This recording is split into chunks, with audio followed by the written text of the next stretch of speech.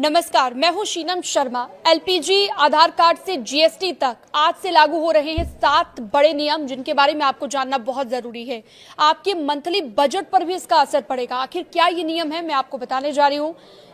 इस वीडियो में विस्तार से आपको बताऊंगी। 1 नवंबर से कई वित्तीय नियमों में बदलाव होने जा रहा है। एलपीजी सिलेंडर प्राइस से लेकर आधार कार्ड, जीएसटी दरों में भी बदलाव लागू होगा।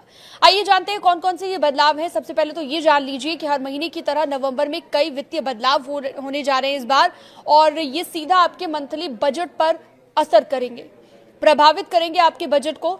नवंबर महीने के दौरान एलपीजी से लेकर आधार कार्ड तक के नियम बदल रहे हैं। इसके अलावा जीएसटी स्लैब, कार्ड और शुल्क, ये सब चीजें बदल रही हैं। नवंबर से लागू होंगे ये शुल्क। सबसे पहले तो एलपीजी सस्ता हो गया है। जी हाँ, जानकारी के मुताबिक आज से 19 किलो वाले एलपीजी के सिलेंडर के दाम में बदलाव हुआ है। कॉमर्शियल सिलेंडर के दाम 5 रुपए कम हुए हैं। 19 किलोग्राम वाले कॉमर्शियल एलपीजी सिलेंडर की कीमत दिल्ली में 1590 रुपए हो चुकी है। हालांकि रसोई गैस सिलेंडर के दामों में किसी भी तरह का कोई बदलाव नहीं किया गया है। आखिरी बार ये बदलाव अप्रैल में किया गया था।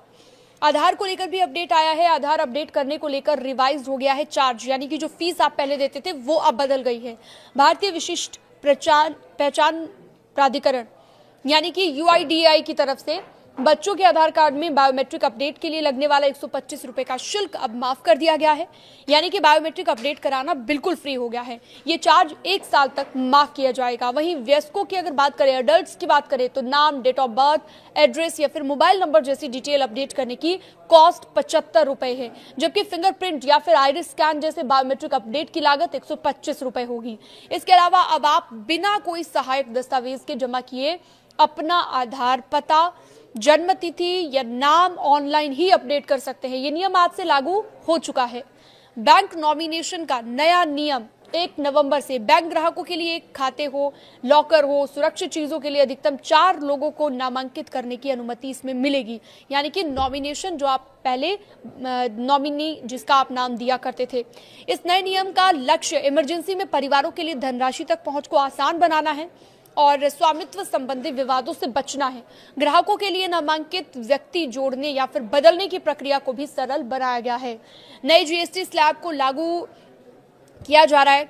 1 नवंबर से सरकार ने कुछ वस्तुओं के लिए विशेष दर के साथ 2 स्लैब जीएसटी सिस्टम लागू कर दिया है। पहले जीएसटी स्लैब जो है, 4 जीएसटी स्लैब थे, 5% का, 12% का, 18% और 28% का। लेकिन अब 12%, 28% की स्लैब को हटा दिया गया है। लग्जरी और हानिकारक वस्तुओं पर 40% जीएसटी लागू किया गया है। इस कदम का उद्देश्य है भारत के इनडायरेक्ट टैक्स इंफ्रास्ट्रक्चर को बेहतर बनाना, सरल बनाना। इसके अलावा एक और बड़ी जानकारी, एनपीएस से यूपीएस की डेडलाइन बढ़ा दी गई है।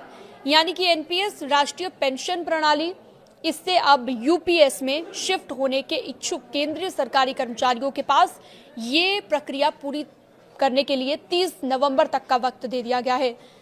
और विस्तार से कर्मचारियों को समीक्षा करने के लिए, बदलाव करने के लिए और ज्यादा वक्त दे दिया गया है। तो कह सकते हैं उनके लिए भी एक अच्छी खबर यहां से निकलकर सामने आ रही है। पेंशनर्स द्वारा लाइफ सर्टिफिकेट देना, सभी रिटायर्ड केंद्रीय और राज्य सरकार के कर्मचारियों को नवंबर के अंत तक अपना सालाना जीवन प्रमाण पत्र जमा कराना होगा। तो ये भी एक फायदा मिलने जा रहा है, लेकिन इसकी समय सीमा निर्धारित कर दी गई है।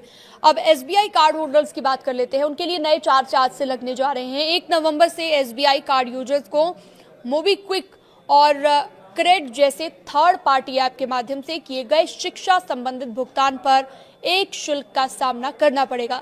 इसके अतिरिक्त एसबीआई कार्ड का उपयोग करके डिजिटल वॉलेट में 1000 रुपए से ज्यादा की राशि डालने पर भी 1% का शुल्क लगेगा। इस खबर से जुड़ी हुई अन्य जानकारियों के लिए आप हमारे साथ जुड़ सकते हैं। अन्य खबरों के लिए आप हमारे साथ बने रह सकते हैं। न्यूज़ 18 के डिजिटल प्लेटफॉर्म को आप सब्सक्राइब भी कर सकते हैं।